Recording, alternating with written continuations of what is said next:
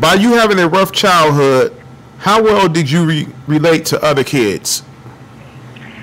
I think as far as me relating to other kids, I think I did good in that area. I was a straight A student. I was like top of my class. I was the one that always had the answer. You know, I was real outgoing in school. I used to play sports. I played soccer, softball. Basketball was my favorite. My fourth grade year, I was on the undefeated team, and I was like the star player.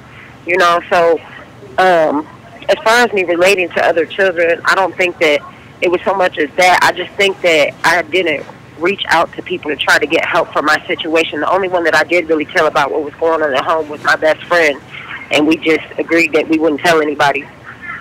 Okay. So was your best friend going through some of the same things you were going through, or your best friend was just someone that you felt comfortable in, you know, letting know what was going on? No, her life was the exact opposite. She had both her parents in the home.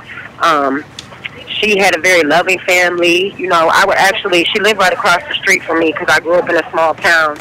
And so I would go over there to kind of escape, you know, and I actually remember one day when Butch Gamet had held me down, and I think he wanted to rape me that day, but I cried so bad, and I just kept asking him what he was doing. So I went over to her house, and I had tried to go on a trip she was going on with her family out of town, but I wasn't able to go.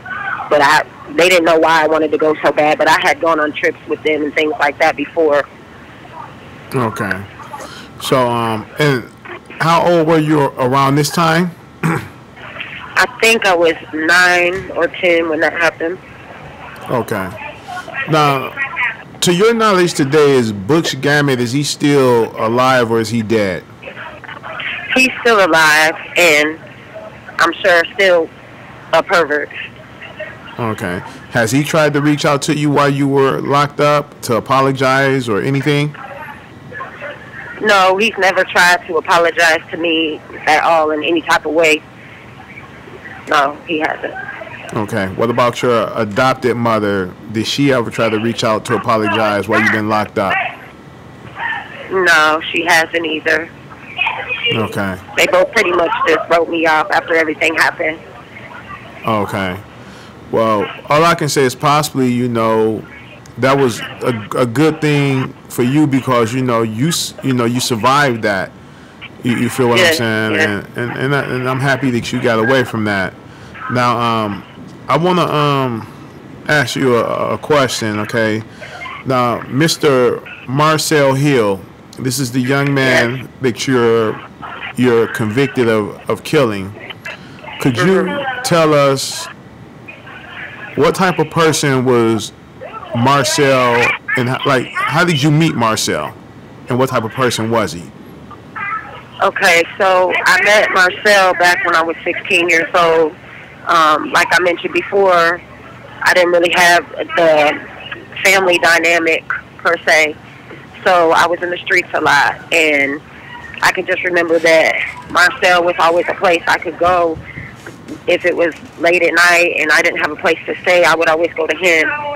I don't remember exactly how we met. I think it was just in passing one day. But he was a place that I would go to when I didn't have a place to stay. If it was 2 o'clock in the morning, 3 o'clock in the morning, you know, I could go to his place. Okay. So we had that type of bond. Okay. So you guys had a pretty good bond, a great bond, if, you know, I could say that, right? Yeah. Okay. Now, so the courts and everyone, let's see, the courts and the media, they painted Marcel as this good guy that was that had a disability, that he had like a friendly, childlike personality. Would you say that to be true? I would say that Marcel was a manipulator. I had always thought he was friendly. Yes, I did. That was my interpretation of him, even back when I was 16 to back when we linked back up when I was 30. I never saw the side of him. It wasn't presented to me until after the situation happened where he had deceased. And then I learned that he wasn't who I thought he was. But I was just shocked because I can't imagine. It's still hard for me to imagine the things that was brought to me by my defense counsel. Okay. Now, we're going to talk a little bit more about that. I'm waiting on the paperwork for that to come in, and we'll touch that about the things that you found out about about Mr. Marcel through the defense attorney. Now, Marcel was, at the time of his demise, he was 38, and how old were you? I would have been, I want to say 30 or 31. 30 or 31. So Marcel basically just say he was 7 to 8 years older than you. I mean, yeah, about six. Correct. Okay. Going back 16. So Marcel back then was. I think he was like 24. 24, yeah, 24. Okay. Something like that. 24, yeah. 25. Okay. So, can I ask you a personal question? How old were you when you and Marcel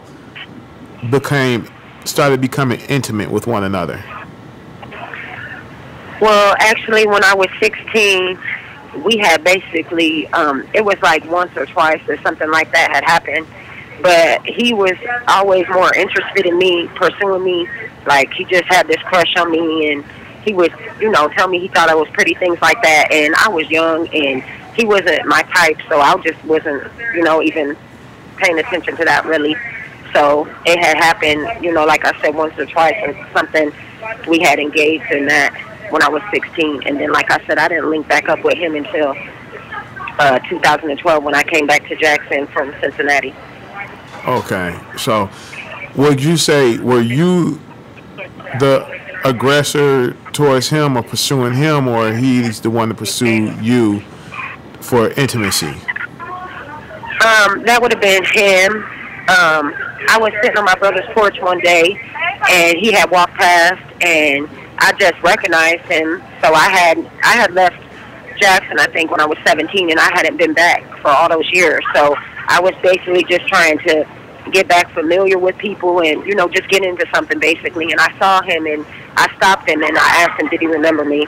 And from that point, he gave me his cell phone number, and, he wanted me to meet up with him that night, which I did. But, yeah, he was pursuing me as far as us being together. So, basically, Mr. Hill should have been locked up for molesting a young lady. He should have been locked up back then at this time, right or wrong? Well, you were underage, so in the state of Michigan at that time, the legal age to consent was 18 then, and now it became 16 about 2005 or 2006, around that time. The age to consent was 16 then, at about 2005, right. 2006. So back then it is clearly said that was a form of molestation that Mr. Hill committed. If we're legally speaking, I would say yes, but I was not unconsensual to it. I put it like that. But you were only 16 years of age. It doesn't matter. Correct. You have 1 minute remaining. It doesn't matter if you consented or not. It's the law, and he shouldn't have been pursuing you because you were only 16 years old. So I would look at his family or someone, the court should have found that odd